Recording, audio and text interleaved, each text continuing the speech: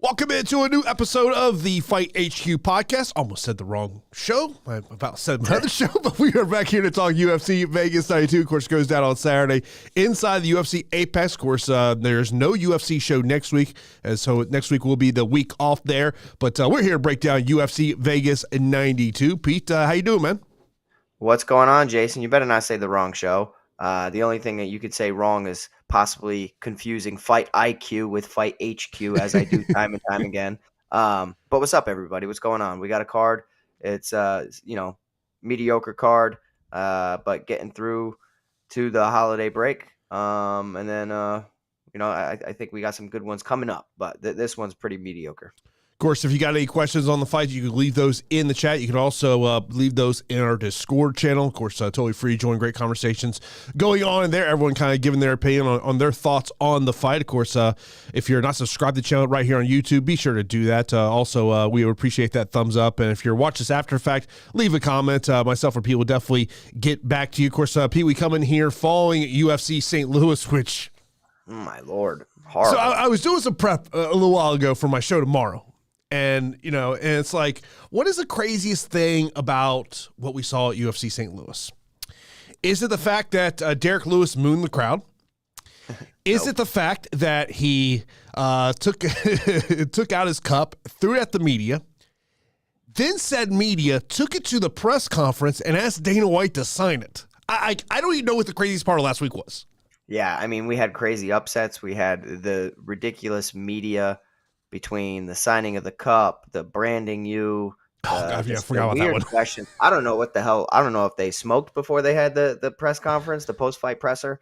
I don't know what the hell went down, but we had some crazy upsets. It was a terrible week for me. I mean, I went like 6-6, which is pretty awful. And we had some big favorites really bust, and you would say that people got fraud checked. And that's the thing. It's like the hype derailment. It's better to be early than late.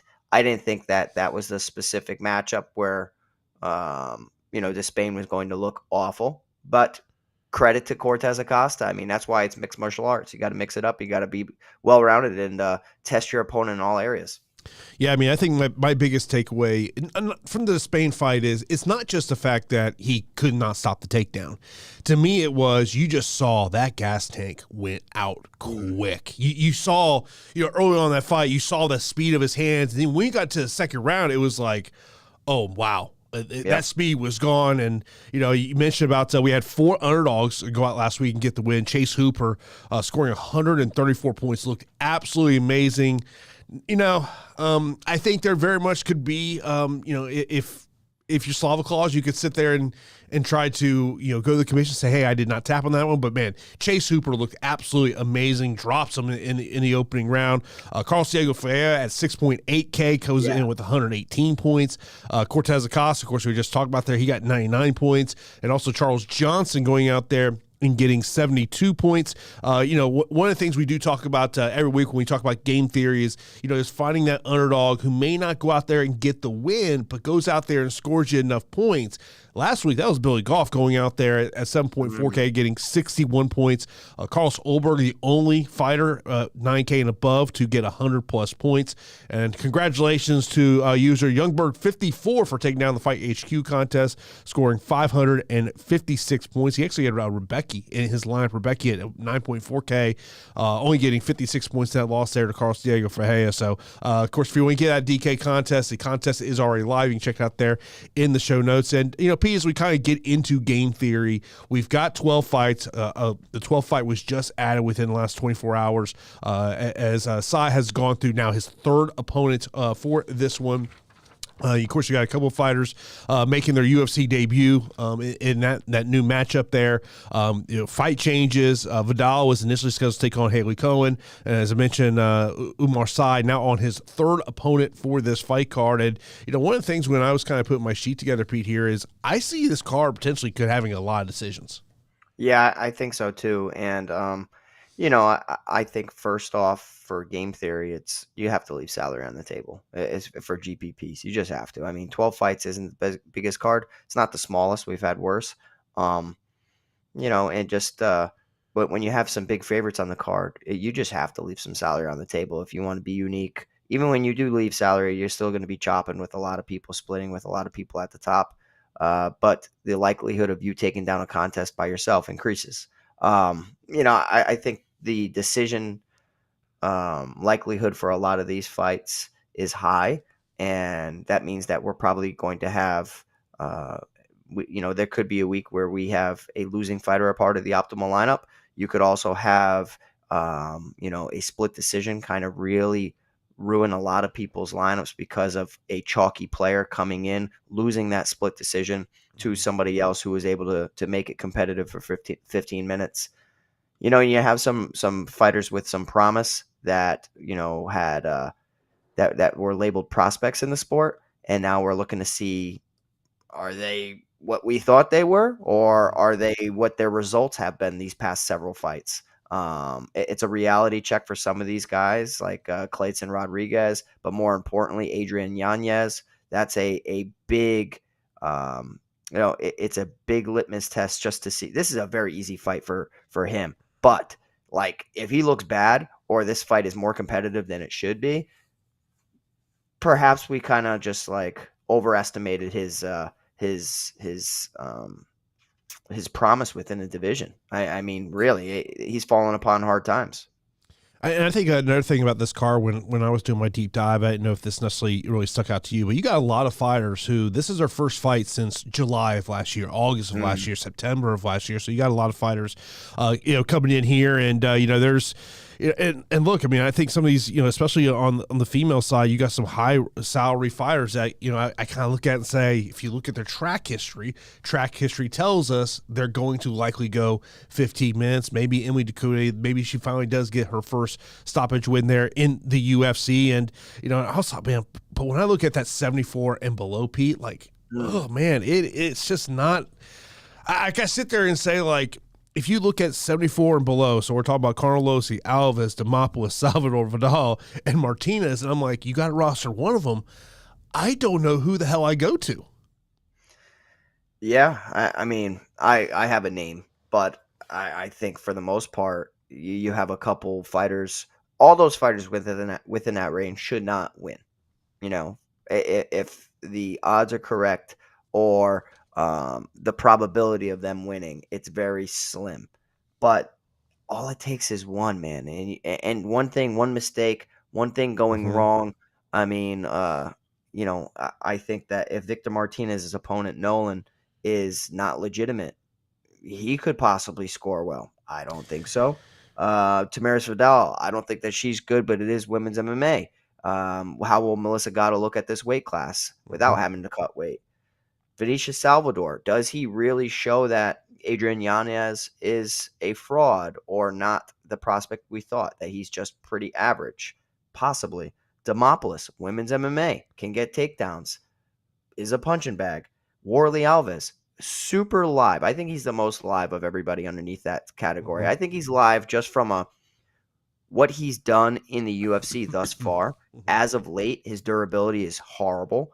And his cardio has always been bad, but he's dangerous. And he's going up against an unproven guy in Magomedov inside the UFC. Outside the UFC, he's one of the biggest prospects. In the PFL, he looked really good.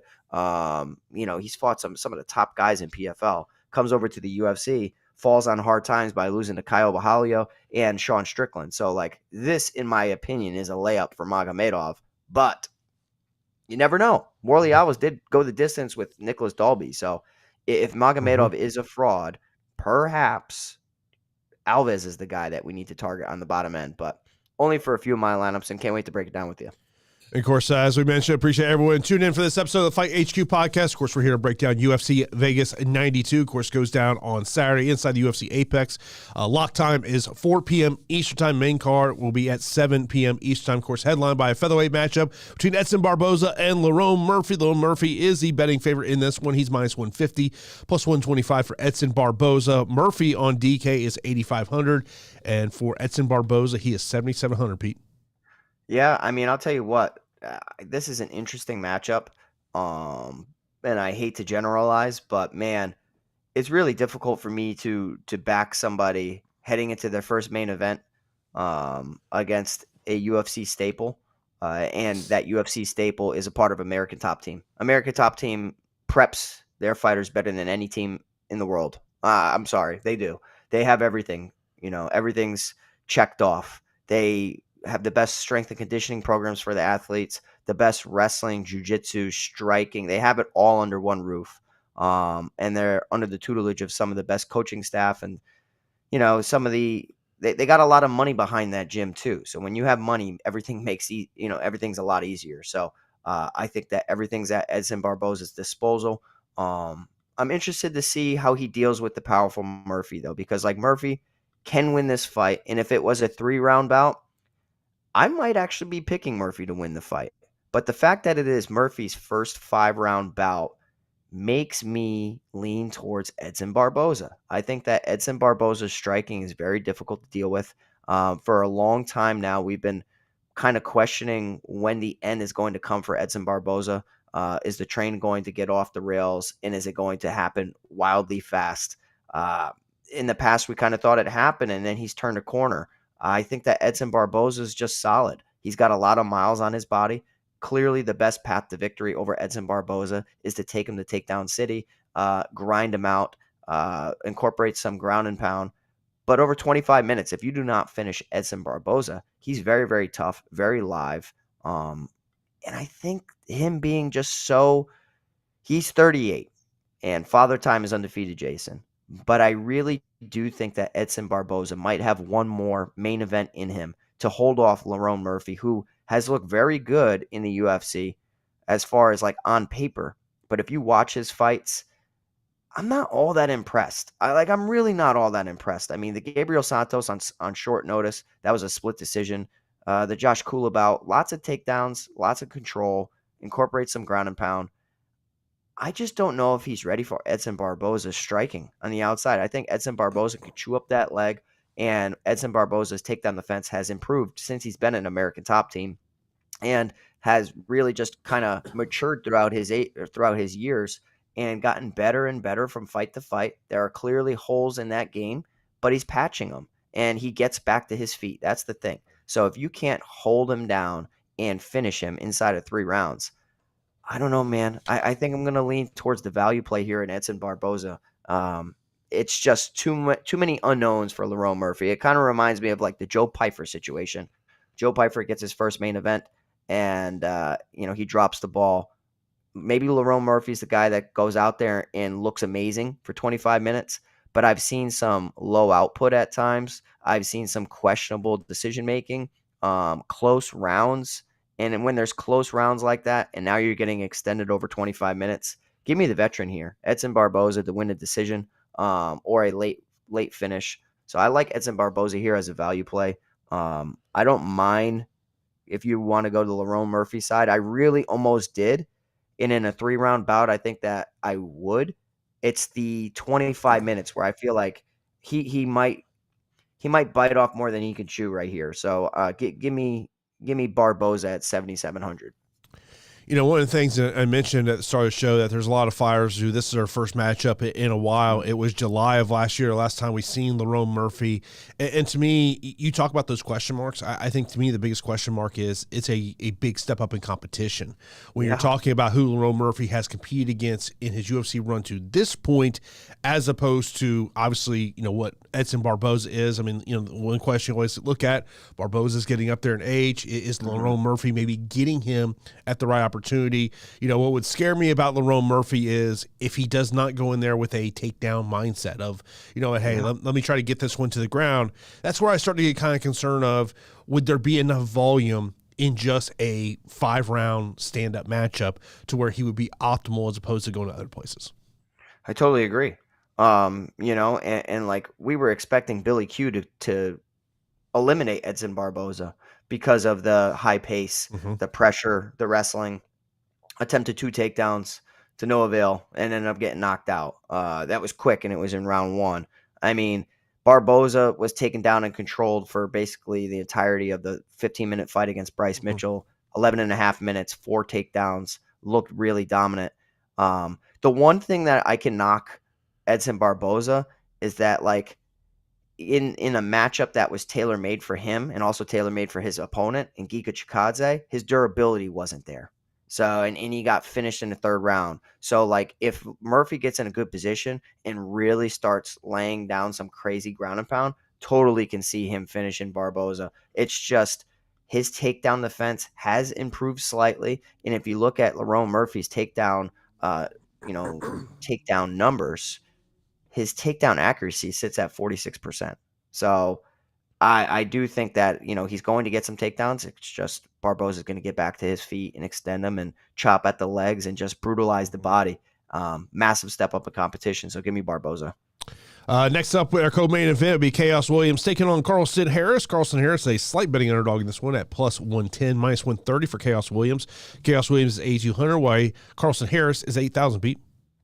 Yeah, I tell you what, I really like this matchup. And if you look at both fighters, I would say Carlston Harris is one of the dark horses within the division, and Khoas Williams he was one of the names that you circled when he knocked out Abdul Razak Al Hassan. And the way he did it, the whole world was on notice. Like, oh my God! I remember my Coach Greg, was like, "Good luck fighting this kid." And then, it's like, oh my gosh, that power was ridiculous. Well, the power necessarily it's good. It's great. He has some electric knockouts. He knocked out Alex Morono in like a minute, knocked out Abdul Razak Al Hassan. But since that, he's been extended. So I'm not saying that something's wrong, but it just doesn't look like the same Khoas Williams to me that I was once promised. Like we had Khoas Williams losing a decision to Michelle Pereira. Pereira's been an absolute monster. Picked up a win over Matthew Semmelsberger, who, in hindsight, has looked good in his wins and awful in his losses. The Miguel Baeza one knocked him out, really, put a good performance out there against Baeza, but Baeza's durability. It's the back-to-back fights against Randy Brown has shown durability concerns. He knocked him down, didn't finish him. The Rolando Bedoya, that's the one that kind of leaves like a sour taste in my mouth. And I'm like, man, I don't know. Like, Rolando Bedoya followed it up and did not look all that great in his next one against Sohan Kanan. He got knocked down. He lost that decision. Not playing MMA math here, but Carlston Harris, since outside the UFC, he's been electric and got signed by Dana White. And inside the UFC, outside of losing to Shavkat Rakhmonov, what has he done wrong? He hasn't done anything wrong. He's looked damn dominant. He submitted Christian Aguilera in round one, knocked out Impa Kasanganay. Look what Impa's doing over in PFL. Got knocked out against Shavkat Rakhmonov. Picked up a unanimous decision with tons of takedowns, 5 takedowns in control time over Jared Gooden. Almost 10 minutes of control time. I think Gooden's solid. Carlston Harris was taken down multiple times against Jeremiah Wells, who is very, very, very skilled in the jiu-jitsu department. Laid on top of him 9.5 minutes, and it still didn't matter because Carlston Harris locked up that, patented anaconda choke. I don't know, Jason. I think, like, as ugly as Carlston's striking is in comparison to Khoas Williams' crispness, I think that Carlston Harris is going to make this competitive on the feet. Hopefully doesn't get knocked out by a big right hand. And then he's going to incorporate grappling because he can hurt Khoas Williams. He's kind of like, sometimes when you have sharp strikers, sharp line fighters, it's easy to see. But when fighters do things in an unorthodox manner, like Carlston Harris does on the feet, like he throws like a standing hammer fist as his overhand. It's weird. Like his ugly striking might find the mark, might hurt and get the respect of Khoas Williams, and then the takedowns start to come too. So I'm going to be picking the slight upset in Carlston Harris here. I think that just everything I'm seeing makes me want to pick him. It really does. Yes, Khoas Williams could show that power and knock him out, but what happens if he doesn't? You know what I mean? Like, I think that Carlston Harris is in a good spot here to solidify himself as one of the biggest names to rise up the rankings within this division. Yeah, I'm looking at Carlston Harris as an underdog in this one. And, I like what you mentioned there about some of the notes on these fighters. When you look at Carlston Harris, I mean, look, his only loss in UFC is to Shavkat Rakhmonov, who I'm starting to get the sense that he's going to be the next challenger for Leon Edwards. based on Oh, that's a good point. based on what Colby Covington is now. Like he's moving past Ian Gary, and he's mentioned about now wanting to take on Bilal Muhammad. I thought it was interesting to mention Rakhmonov, which makes me kind of wonder, maybe does that mean Rakhmonov's getting the next title shot here? Chaos Williams, first fight since May of last year, only fought once in 2021 or 2022, once in 2023. And you know, look, you mentioned those first two fights in the first round, but since then, all of his UFC fights have gone to the third round. So I think that's something to kind of think about there. And by the way, four of his last 5 fights have gone decision for Chaos Williams. And, you know, I think there obviously is going to be concern of, you know, does he chin check Carlston Harris? But in a card where I don't love a lot of underdogs, I think Carlston Harris will be one of those underdogs that I want to get to there. Next up, we got Gorimbo and Ramiz. Ramiz, a plus 115 betting underdog, minus 135 for Gorimbo. Gorimbo 8,400, while Ramiz is 7,800, Pete. Yeah, so I'll tell you what, man. Themba Gorimbo's been like a bright spot, and he kind of came out of left field because I didn't necessarily know much about him coming into the UFC. And then, like, when he debuted against AJ Fletcher was like the prospect that I had circled. I thought I had big aspirations for AJ Fletcher, and man, did that fall short. But Themba Gorimbo, since that performance, getting guillotined in the second round, he's looked really, really good. I mean, he went out there and picked up unanimous decision over Takashi Sato. Had 3 takedowns, 11 minutes of control time, Jason. Even had a knockdown. And then went out there against Pete Rodriguez, his most recent fight, and knocked him out in 32 seconds with one of the ugliest punches. Kind of throws punches just like Carlston Harris. But it landed. And it knocked him out cold, bad. I know a lot of people liked Pete Rodriguez in that fight. But, man, Themba really solidifying himself to say, like, okay, I can strike too, even if my striking's ugly. Now he's going up against Ramiz Brahimaj, where he's going to have a height and reach advantage, about a 5-inch reach advantage. And if you look at Ramiz's record, it's kind of crazy. He doesn't have a TKO win on his entire record. All of his finishes come by submission, which is ridiculous. Like, that's hard to come by. Like, even a lot of grapplers end up pounding people out at times, and it shows that he has excellent submission skills. But if he's unable to find the submission, I do think that he can get extended and get, reversed and put in bad positions and beat up on the feet even. Like, he'll trade on the feet, but I'm not necessarily sold that he's the better striker in this situation. I think that Themba is going to be way more aggressive on the feet. I will probably bet Ramiz via sub because I think that's his only path. Because if this starts becoming a wrestling battle, I do think that the scrambles are going to be really interesting to watch. Court McGee did take down Ramiz Brahimaj 5 of 11 times with almost 11 minutes of control time. Let's not forget that. And 2 of Ramiz's best wins come against Sasha Palatnikov, who's no longer in the UFC and has one of the worst ground games ever, and Michael Gilmore. And this, I could say the same thing about him. They both got subbed in round 1. Is Themba Gorimbo a fraud on the mat because he got guillotined against AJ Fletcher? I don't think so. I think that we're going to see Themba Gorimbo go out there, impose his will on the, in the clinch, on the feet, at range. I think he's going to have some success. This starts to become a wrestling and grappling match. I think that Themba is wise enough to avoid the danger, reverse some positions, get some control time himself. And I wouldn't be surprised to see that he's the better wrestler, not the better grappler, but the better wrestler of the two. So give me Themba Gorimbo to win a decision here. Could be like a contrarian mid-range pick. I feel like Ramiz Brahimaj might be like one of the most popular underdogs on the slate because if you look on paper, you're going to see Themba was submitted and Ramiz Brahimaj has a ton of submissions. So give me Gorimbo here at 8,400. I think he's going to be a very high, he's going to outscore his salary pretty significantly. So I like him here at 8,400. And when you talk about Ramiz, he has alternating wins and losses since May of 2018. He's coming off a win, so if you want to go with trends, there's a little bit of trend there. By the way, that submission prop on Ramiz is plus 180. The decision prop on Gorimbo, plus 275 as we record this show here on a Wednesday afternoon. And you mentioned about the no TKO KO finishes for Ramiz, plus 1,100 if you want to go a little crazy. You think this is going to be the time he finally does it? It's kind of crazy, man. Like you even on the regional scene, you're fighting lower level competition. For him not to have a TKO or KO is almost insane to me. Yeah. You know what I mean? Like, you got strikers that get submissions. Like, you can't even land like, not that he can't land one, but like, you don't fall into a KO or TKO. Like, it's kind of ridiculous.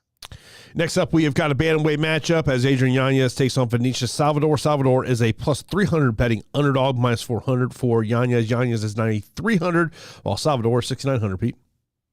I think this is going to be fun, and that's the best way to put it. I think this fight's going to be fun. We have Adrian Yanez, where he was one of the biggest prospects in the sport. Everybody was throwing out the comparisons to Jorge Masvidal. It kind of reminds me of Anthony Edwards getting compared to Michael Jordan so early. Not saying that Michael Jordan and Jorge Masvidal are anywhere in the same stratosphere, but like getting compared to somebody who is a proven top level athlete within that sport is kind of crazy when you're just coming up. Yanez, I think maybe he fell victim to the hype, but also stylistic matchups, right? Like Rob Font having one of the best jabs in the world, going out there and out jabbing them and utilizing what we saw on film against Randy Costa, where Randy Costa was landing tons of jabs, piecing up Yanez before Yanez came back in round 2 and crumbled Randy. But up until that point, man, it did not look good. So it made me scratch my head way back then. And I was like, okay, well, going forward, I think we got to be careful. And that made us go on Rob Font. I remember that. The Jonathan Martinez one, stylistically, Yanez is a boxer. So him going up against a heavy leg kicker, in hindsight, makes a ton of sense. But I still believed in Yanez more than I did in Martinez. So that really threw me for a loop. So now we have him going up against a former flyweight, Vinicius Salvador, who on paper does not look like he should belong in the same cage as Yanez. But we have Salvador on Dana White's Contender Series putting on a hell of a performance against Shannon Ross. But Shannon Ross has been knocked down and knocked out numerous times throughout his career. So it's not all that impressive, but he landed 3 knockdowns, had basically the same volume. I remember him playing against the cage, getting hit a little bit, slipping a little bit, trying to pull off the little rope-a-dope, and then kept countering Shannon Ross and knocking him down. Got out-volumed and outworked against Victor Altamirano, and then lost a decision to CJ Vergara. If you get out-volumed in a striking matchup against CJ Vergara, you better get out volume here against Adrian Yanez. I think this is a layup. This is a dude. Get right. Get your head right. Get your confidence back. Hopefully his confidence is not shot. I actually think that this could become a tricky fight. It could become a tricky fight because offensively Salvador is talented. Defensively, I'm not in love with his defensive skills. But I think this is kind of telling me it's going to go long. Like I know that Yanez has some of the best counters, good pull counters, slip and rip counters. I just have an inkling that it's going to go long, and Vinicius is going to make Yanez step up his game. And sometimes having an opponent that brings that out of you is some of the best blessings out there. So I think that Yanez is going to have a gut check as far as like, I got to put my volume up. And it's going to be pretty similar to the Yanez Davy Grant output, except that Yanez starts to pull away as the fight gets going. So give me Yanez by decision here. Not in love with him at the price tag for me. I know that a lot of people will love it. But at 9,300, I like some other fighters better. I think that it should be an easy fight, but nothing's easy in MMA. Just going to write myself a note here. Clearly, Pete is not rostering Adrian Yanez in the Fight HQ contest. So yeah, there we go. Exactly. Just note that down there. Last week, it didn't matter who the hell I rostered. I think I almost had 6 losers, so it didn't matter. Yeah, I will tell you that last week when we had some of the changes, when we lost the Josette fight against Good, I text Pete, I go, you ready for the Spain be about 90% owned Fight HQ contest? I think he was like 78% or something like that. And he turned out to be a terrible play. So it just goes to show you, man, play the percentages sometimes. Yeah, I will say the one thing about that fight that really stuck out to me, I don't know if it stuck out to you, is you just saw clearly Cortez Acosta, his team, have been basically saying, this is what you need to do to bait him to come in, and then you just take him down. I thought that was excellent game planning. I was just waiting for the knockout shot to happen. I'm like, oh, I mean, look. I was just waiting, and it just never came. Look, the hand speed's amazing, but it's like I heard Bisping talking about this. I want to say it was before the fight. And he said, he goes, if you have all those Taekwondo abilities, he goes, 90% of your training should be grappling. He goes, you already know you got it on the feet. And it very much did look like he's a guy that, man, he's got to work on that grappling. I mean, plain and simple. He's got to work on that grappling. Something, of course, Yanez, he's lost back-to-back fights. Obviously, they were a big step up in competition. I think there's a realistic conversation to say who is his best win. Not a lot of great on this resume. And I think also this is kind of a get-right fight potentially for him. And maybe you do see. I mean, I do. I mean, look, if you go on his Instagram handle, you see the guy he's training with. He's in the gym with Diego Lopez. He's in the gym with Rafael Stotts. It's a guy who has traveled around to various gyms as well. And Salvador making his UFC bantamweight debut. He did fight at bantamweight prior to coming to the UFC. Of course, missed weight in his last UFC fight. So, obviously want to see what he looks like on scale. How has he done a lot in terms of strength and conditioning to get ready for this move? Next up, we got a female matchup. We got Pinheiro taking on Hill. Angela Hill is the slight betting favorite here at minus 135, plus 115 for Pinheiro. Pinheiro 7,900 DK, and for Angela Hill, she is 8,300. I'll tell you what, Jason, I understand why Angela Hill is a favorite. I do. But I don't know if I like her as a favorite. I don't like picking her as a favorite necessarily. I like it when she's an underdog and I can spot a good, she can come through. In this spot, we already know she doesn't have the grappling or the wrestling advantage in the matchup. And the striking is always competitive. She throws high volume. She's clearly the better Muay Thai fighter, but it's not that Pinheiro is terrible at striking at all. So for me, I'm automatically starting to look at the underdog. And I know I wish Angela Hill was an underdog in this situation because I know that she throws high volume and, she has gotten better at getting back to her feet and defending some takedowns. She was the one who took Denise Gomes down 5 times. That's crazy. She was taken down 3 times against Mackenzie Dern, got rocked and hurt. 13 minutes of control time. That was probably one of her worst. That might have been her worst performance in a very long time. Outside of that, we've seen glimpses of her, defending takedowns, getting taken down, working back to her feet, incorporating trips and takedowns of her own right. I almost think, okay, and I'm going to put myself on the record, I almost think that her developing her offensive takedowns could be one of the worst things for her in this matchup. It could become it could be a detriment to her getting a victory. And the reason being is because she's going up against a judoka. She's going up against a judo practitioner, one of the highest level practitioners out there. I think that Luana Pinheiro will probably engage with Angela Hill because Angela Hill loves the Muay Thai clinch. Angela Hill loves to try to outside trip or inside trip, body lock.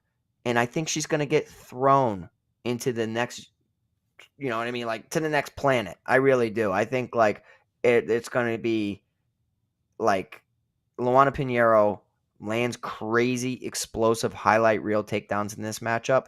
Hopefully she has control time with it though.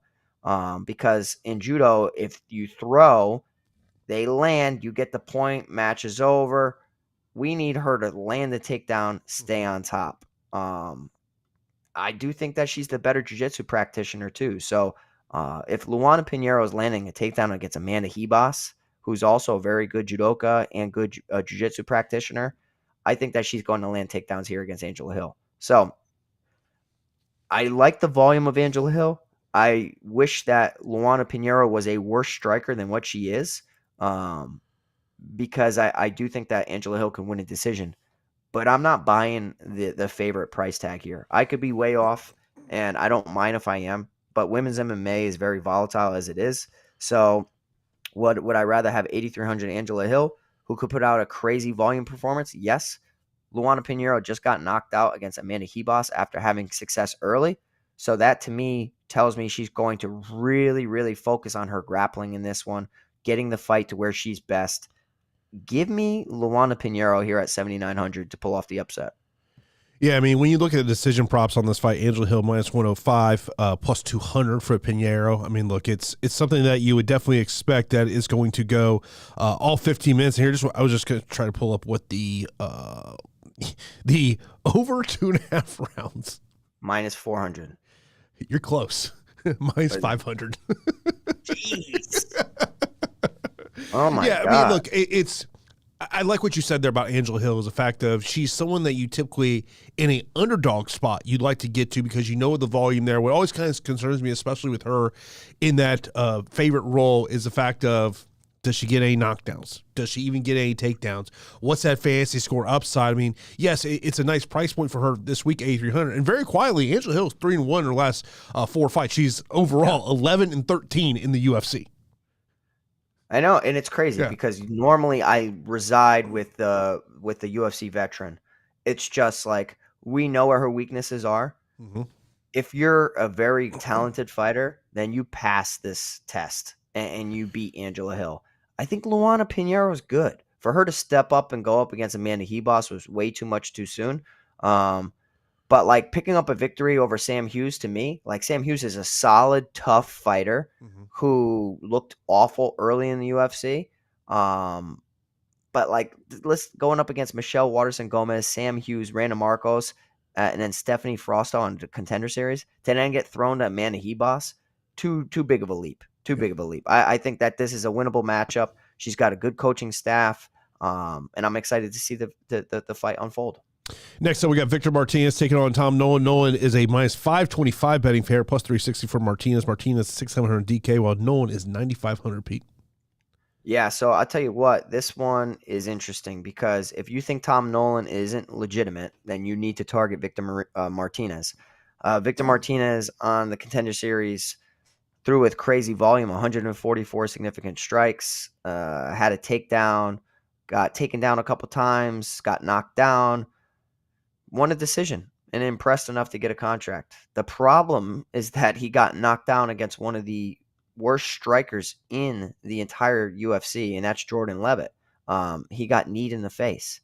And now you're going up against a guy in Tom Nolan, who's a massive fighter, 6'3", 155-pound southpaw with a 73-inch reach, who enjoys getting close and throwing knees up the middle. So Tom Nolan getting knocked out quickly against Nicholas Mota after knocking down his opponent Bogdan Gorod twice on the Contender Series and finishing him just over a minute and a half. If I'm his coach, I'll tell you what I'm doing. I'm making him settle down a little bit. Why are you going out there going crazy? You're fighting like an amateur. That's like when I go and I watch amateur fights. It's impressive because they go out there and they push a ridiculous pace and everything's a sprint. But as the fight gets extended, you know what I mean? They're not the same fighter. It's all that nervous energy. And I think that Nolan has some of that nervous energy. So as a coach, in combination with him possibly being gun shy from getting knocked out, I think he's going to take a more methodical, sniper-like approach rather than just like a run and gunner type of going in there, balls to the wall going crazy, because that's when you get clipped. That's when, you make a mistake, and it's low level to fight like that. It really is low level. And that's why like the jump up from amateur to pro is significant. And I think that even some pro fighters suffer from the same amateur tendencies. So I think Tom Nolan needs to learn from that. And I think that he will learn from it, and he'll end up knocking out Victor Martinez with either a head kick or a knee up the middle. It's one of those things of when I was putting together some notes on this card, I was like, you have two guys coming in off first-round losses. Can you really trust the guy who just got knocked out by Jordan Levitt? No, that's my point. If Jordan Levitt knocks you out, Tom Nolan should knock you out. Yeah, I mean, it's just like, I mean, I'm not saying a submission. It's not that he lost a decision or got submitted by Jordan Levitt. He got knocked out. In the the first only round. other person that got knocked out was what? Matt Wyman? Is that the correct guy? By a slam by Jordan Levitt? That's not a strike. It's a slam. You know what I mean? Now you're getting knocked. It's weird, and I think the durability concerns are there for Victor Martinez. So yeah, give me Tom Nolan to knock him out as a sniper, not as a crazy amateur type of fighter. Next up, we got a matchup between two fighters who are making their UFC debut. This fight coming together just over the past couple of days because Oumar Sy has gone through. Now he's on to his third opponent. He was initially supposed to take on Trocali, then it was Rodolfo. Now he gets here Tuco. No lines are out on this one, Pete. I'm expecting that Oumar Sy is going to be a very sizable favorite. Yeah, it all depends on what his DraftKings salary is going to be. I think that Sy clearly should win the fight, right? Like, I think that he's pretty good. He's going up against a guy who has been picking up some wins. So he's 4-1 in his last 5. And we have Sy, who's 9-0 undefeated. Tukos is 10-3 overall. The way I see this fight going is that Oumar Sy is he's better. The fact that Tuco is Tapology has him as fighting out of Kill Cliff FC. That's a good thing. If he's out of Kill Cliff, you know that he's going to come in prepared. Could possibly, depending on the salary, be in an interesting spot because as a fighter, when you go through a shuffle of the deck and have names thrown at you and fights fall through, it's frustrating. And it's definitely challenging mentally. Switching up your training 3 separate times. And it's happened in the past. We saw it with several fighters who target just their camps around a striker. Then the guy falls out, and now they're fighting a grappler. Like I remember when Mikdekbek Oralbai debuted. The name's escaping me of who he fought, but the guy from Alaska FC, the striker, his whole camp was tailored around striking, and now he's going up against one of the best wrestling heavy presences out there, and that's why like he had a hard time. Possibly Oumar Sy has a hard time because of the switch up and switches of opponent. I don't see any reason. He's got the full camp. I'm gonna pick Oumar Sy to win here. I don't know what his salary is going to be. I'll probably just, for UFC debuts, both debuting in here, the mental hurdles that he has to go through with switching of opponents and everything, I think that he's going to win, but I might take a wait-and-see approach. I think he's going to be 9,100. Okay. I think he's going to be a sizable favorite in this one. And if you just kind of look at the odds that are out there, the only 9,000 line that's not available right now is 9.1. That's why I'm kind of thinking that's probably where he's going to be. Yeah, I mean, I like it. I do like the 9,100 because of the finishing potential. So we'll see. Yeah, but I will say this: I always do lean on the person who's been in that full fight camp, not the fighter that's stepping up here on short notice. Next up, we got Magomedov taking on Alves. Magomedov is a minus 320 betting fair, plus 250 for Alves. Alves is 7,200 on DK, while Magomedov is 9,000. Yeah, so I think that everybody should just kind of just increase Warlley Alves just a little bit, like even if it's like a couple percent, just because he is the guy that had a career in the UFC. Abus Magomedov has not.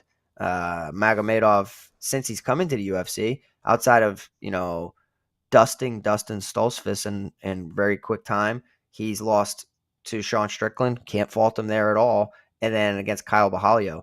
It goes to show you, like, man, either the UFC thought that this guy was one of the next big things by pairing him up against Sean Strickland and then Kyle, or he's got bad management. I don't know what it is, or he's in a rush to get it done. I mean, he is 33, but still, he's got an impressive 25-6 record. He's a big guy. He hits really hard. Very good striking. Dagestani, who really likes to wrestle. Well, he likes to strike more than he likes to wrestle, but his wrestling's good. So, like, if this gets ugly, Warlley Alves is probably going to go out there and throw heavy leather, get caught in the in-between and get knocked out. Abus can take him down, but Warlley Alves does have a very, very good guillotine, which makes him always live, and he's very powerful, and he kicks really hard too. So if you are not legit, you could really get exposed. The issue is I think Abus Magomedov is much better than his 1-2 record inside the UFC. But every week we have these fighters like, are they legitimate or not? Like Rebecki against Fajea last week, Despain against Cortez Acosta. I mean, the list goes on and on. If you think they're legit, you back them. If you don't, get more exposure to the underdog. I don't hate, getting to more of Warlley Alves, but he's got a lot of miles on his body for only being 33 years old. And realistically, he is 1-4 in his past 5. So this is a layup of all layups for Abus Magomedov to get back in the win column. But perhaps we overhyped him. So I'm picking Abus Magomedov to knock him out in the second round. But if he's not right, Warlley Alves could be the dog that spoils it all for everybody. Man, you being nice with the 1-4. How about he's lost 3 straight? Yeah, that is. And 2-5 in his last 7. Yeah, I mean, you're right. That's what I'm saying. He still hits damn hard. Like I remember, like he was a favorite over Jeremiah Wells when that was Jeremiah Wells's debut. So it's like, holy moly. I mean, you mentioned about it. He's 33 years old. He turned 33 at the beginning of this year. I don't know how. How the hell is he younger than me? I don't know. How is he younger than me, bro? It makes me think of, like, if you look at Joe Riggs, when Joe Riggs was fighting, you would never known how young he was, but he had those miles on his body. How is that? How is Warlley Alves younger than me? That's freaking out of my mind. Like that's crazy. I'm gonna lose my mind thinking about that. That's out of this world. Yeah, man. We're all getting older, Pete. I hate to tell you this. We're all getting older. Ever since COVID happened, I just lost like a chapter. I just all of a sudden. Yeah. It's like I saw that meme about 2020 versus 2024 price at the grocery store. 46% difference. Oh. Yeah. Send me that meme when we get off air. Yeah, I'll send it to you. Let's move over to our next matchup. We got a female matchup. We got Vidal taking on Gatto. Gatto minus 340 betting favorite. My plus 270 for Vidal. Vidal is 6,800, while Gatto is 9,400. Pete. Yeah, so I really like Melissa Gatto here. I think that she could have been killing herself to get down in weight for no reason at all. I think that this might be her more natural weight class. She's very skilled. She's the better grappler of the two. Vidal is a very raw, explosive, amateur tendency type of fighter, and that's kind of like, everything I'm talking about this card is just like you got some fighters out there that just they wing shots, they go crazy, they have a limited gas tank, and then what? They don't get the finish, and then they're exposed, and then they give up. I really think that's what's going to happen here. Tamires Vidal is probably going to go out there hot out of a cannon, throwing heavy. Melissa Gatto is going to land some good shots. I think that she will have some good defense. When Vidal gets a little too excited, Gatto will change levels, take her down, rinse and repeat for however long this fight lasts. And honestly, like I could see Gatto picking up a submission here based on Tamires Vidal just getting completely controlled against Montserrat Rendon, 3 of 5 takedowns, almost 5 minutes of control time. And I think that Gatto is a better grappler and wrestler than Rendon. So give me Melissa Gatto to win a decision, but I'm going to be sprinkling some money on Melissa Gatto to win via submission. A win over Ramona Pascual doesn't hold anything to me. Getting not dominated, but yeah, I guess dominated away against Montserrat Rendon. I just think that Melissa Gatto is very good. I like her price tag too. I think that she's probably going to be a fighter I'll get to more than the field.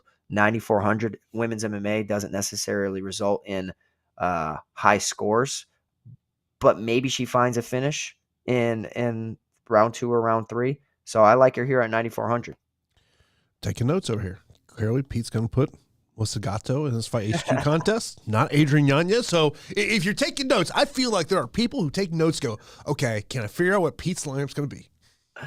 Probably, yeah. And that's why I got to get super unique in our contests. And when I get unique, that's when it works out. Because if I just go straight up, you guys already know. My lineup's either duped or avoided. So Oh yeah. To me, it's going to be a very hard week putting cash and hand build type lines together just because of just don't level out underdogs this week. Next, we got another female matchup. You got Rodriguez taking on Carlossi. Carlossi is a plus 165 betting underdog, minus 195 for Rodriguez. Rodriguez 8,800 on DK, while Carlossi is 7,400. Pete. Yeah, man. Let me tell you, like Carnelossi looks like an absolute bodybuilder. She really does, and her physique is impressive, and she looks like a mini Jessica Andrade. It's just I don't think she's as skilled at all. She throws good combinations with her hands.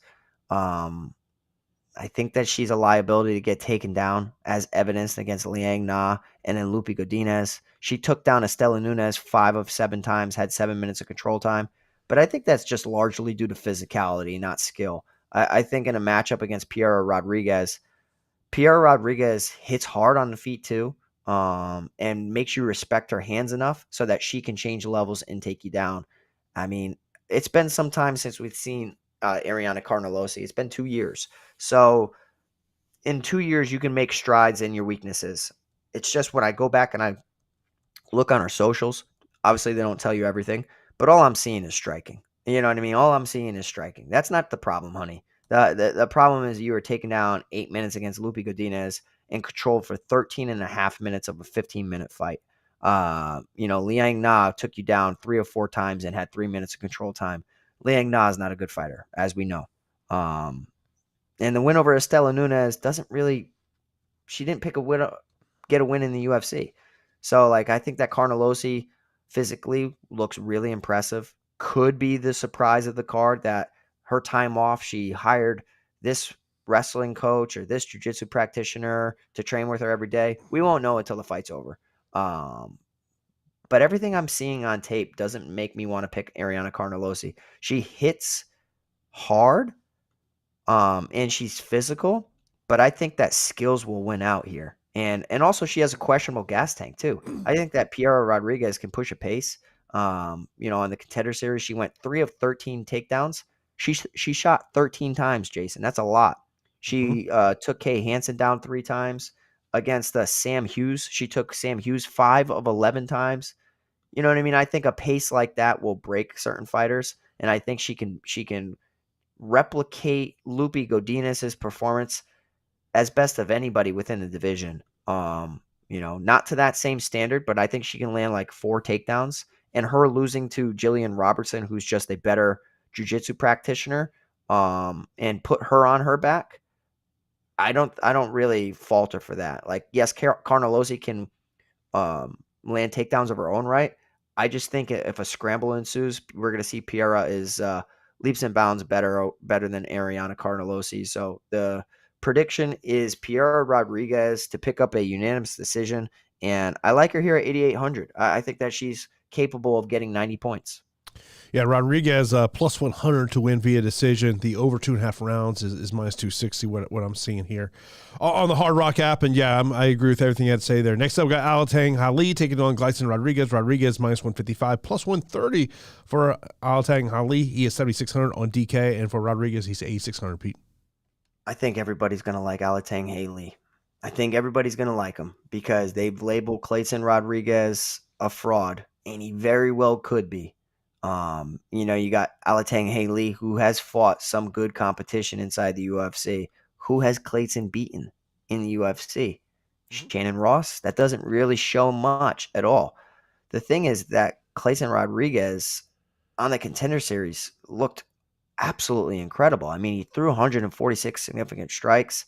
If he got taken down, he popped back up. He had a very good performance against CJ Vergara. I mean, he decided to be the wrestler in that one. Went 2 of 7 in the takedown department. Attempted submissions, had 2 reversals, 3 minutes of control time, threw 156 significant strikes. The issue is that he gassed out as CJ Vergara just kept pouring it on. 155 of 221 for CJ Vergara. That pace made Clayton Rodriguez succumb to just shelling up and getting beaten up for majority of it. It was a split decision defeat. Him losing to Farid Basharat, that doesn't bother me at all. Like, that doesn't bother me at all. I think the Basharat brothers are really good. Always have. Getting finished by a Basharat brother, though, is something that makes you question his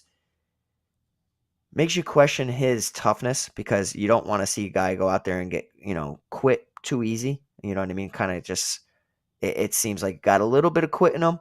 But I really like the fact that Clayton Rodriguez is a part of Diego Lima, shoot the box, got more time under his belt working with that team. Look what they did to Charles Oliveira. It is Charles Oliveira, but man, they beat the weakness out of his body, and they made him turn into one of the toughest fighters, regardless of how the fight's going. I think it's been hard sparring and hard rounds since that September defeat. Everybody likes Alatang Haley. He doesn't wrestle as much as I want him to. If he wrestled more, I think that he could win this bout. I really do. I think that he could win the bout against Clayton Rodriguez.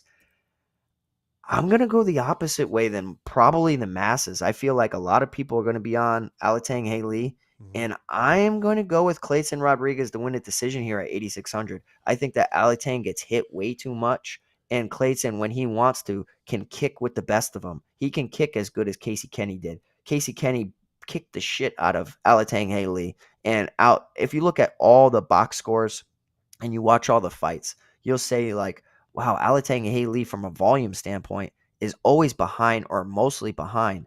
It's going to make me pick Clayton Rodriguez here because he is younger and there is room for improvement. He's not in his final form. So give me Clayton Rodriguez to win despite the hefty ownership that's going to come into Alatang Haley. So Rodriguez at 8,600 is the play. As you were sitting there saying, I was like, maybe this is our leverage play of the week of looking at that higher end favorite, saying who are people maybe not necessarily getting into, especially when looking at these bigger GPPs. Their opening fight of the night, you got Vanessa Demopoulos taking on Emily Ducote. Ducote a minus 340 betting favorite, plus 270 for Demopoulos. Demopoulos is 7,000, while Ducote is 9,200, Pete. Yeah, so I mean, for the longest time, you guys know I haven't been the biggest Vanessa Demopoulos guy. Coming into the UFC, she's so hittable. She's very, very hittable. I mean, she walks forward and just gets punched in the face over and over and over. She has started to really focus on her offensive wrestling so that she can, get the fight where she's most comfortable and most skilled. Her submission skill off of her back is very, very dangerous.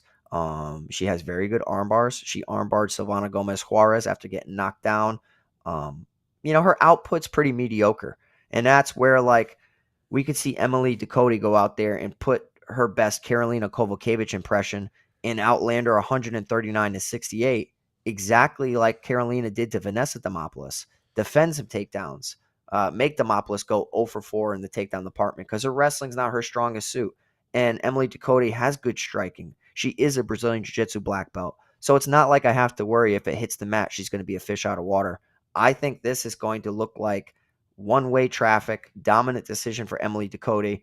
It's just, I don't know from a DraftKings standpoint how much Ducote I'll have just because I'm not sold on her from a DFS standpoint. She landed 117 significant strikes, got a takedown against Ashley Yoder, and only scored 82. I could see the same thing. Mid-80s, maybe 90 points. And at 9,200, I just would rather take some chances. I'd rather take some chances with some finishers out there. So give me Emily Ducote to win a decision. I just saw DraftKings Sportsbook just put out some props on this matchup. Yeah. Ducote plus 600 to win by TKO KO. That's I talk about throwing sprinkles. That's one of those ones just because of, look, if Vanessa's going to pull this one off, she has to get to the mat. I mean, and that's why, but, look, I think the likely scenarios and all Ducote's fights in the UFC have gone decision.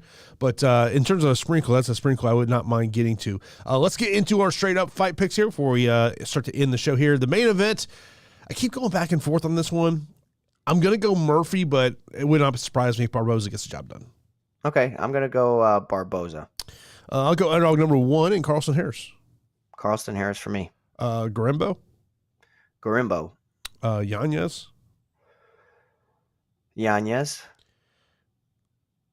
Give me underdog number 2, Pinheiro. Yeah, I'm going to go underdog number 3, Pinheiro for me. Nolan. Sai. Magomedov. Gatto. Rodriguez. Gleison. Yep, same Clayton Rodriguez. And I will go to Cody in the opening fight there. Cody as well. Gets some quick questions here. We got in from Discord. Value plays under 8K and a core 3 on DraftKings. Value plays under 8K. I think you got it right. I think it's Pete. I think it starts right the main event with Edson Barboza at 7,700, 25 minutes potentially to work with. But I would expect that Barboza is going to be a very popular play. So I think that's if you're looking to get different this week, that's a way. If you have questions about Gorimbo's grappling ability, Brahimaj at 7,800, I think is not another bad option. Outside of that, there's not a lot. I love Pete. Just not a lot I love under 8K. Yeah, it's Pinheiro for me, Barboza for me, and then man, I'd probably list Alatang Haley just because we know like he can fight for 15 minutes hard. And he's done it against good competition. Even if he's lost, he's fought the better names. I'm banking on the fact Clayton's going to get better, and there's going to be room for improvement. But yeah, those would probably be the 3 underdogs that I would label. I'll say this in terms of a core 3, it's a really difficult one for me. I think it would start with Yanez, and then I'd want to try either pair him up with Magomedov or Dakota. But then if I'm trying to get a little bit more value, I would probably go down to Gorimbo. So I would say Yanez, Magomedov, and Gorimbo as a core 3 for me. Core 3 is tough, bro. Yeah, it's tough this week. It's real tough. I really don't know. I think I might go core 3. Who the hell could I go core 3? I might go Gorimbo, Piera Rodriguez, and Magomedov. So it's like, do I love that? Not necessarily, but that's where I lean towards. Best punt play. Whew, it's a tough one this week here, Pete. It's really tough. God, it's really tough. Maybe Carnelossi. It might be Yeah, it could be Carnelossi. It might be Demopoulos. I think the women's MMA as a long shot punt play doesn't make, it's not that bad of a play at all. Takedown upside. I gotta look right if he does have that mentality. The Lerone Murphy, sitting there saying, I don't want to have a kickboxing matchup. Outside of that, obviously, Brahimaj, if he's going to win, he's got to get that fight to the ground. Yeah, the issue though is he could just be not be as good of a wrestler as he is. Yeah. For me, the takedown city is Carlston Harris. Does he do it a lot? I don't know, but that's his game plan that he needs to do. Luana Pinheiro and then Piera Rodriguez are kind of the 3 fighters that I'm expecting to land takedowns. In terms of leverage play, Gleison Rodriguez may be that type of leverage play this week. We'll have to see where ownership kind of comes in there. Ranking the 9K fighters. So for me, I'll go Magomedov 1, Yanez 2, Nolan 3, Dakota 4, Gatto 5. I'm going to go Magomedov 1, Gatto 2, Nolan 3, Yanez 4, Dakota 5. Then we'll end on this question here from Miles Jr. on YouTube. He says, best finishing potential and underdog you think will score the most. Underdog that could score the most. Whew. I think it's Barboza because of the 5 rounds. Yeah. He just put up 128 against Sadiq Youssef, took him down 3 times, knocked him down, had a crazy volume. I think Sadiq and Lerone Murphy, I in my mind, who's better? I think Sadiq is, but maybe I'm off on that. In terms of finishing upside, I think Tom Nolan has got to be a part of that list.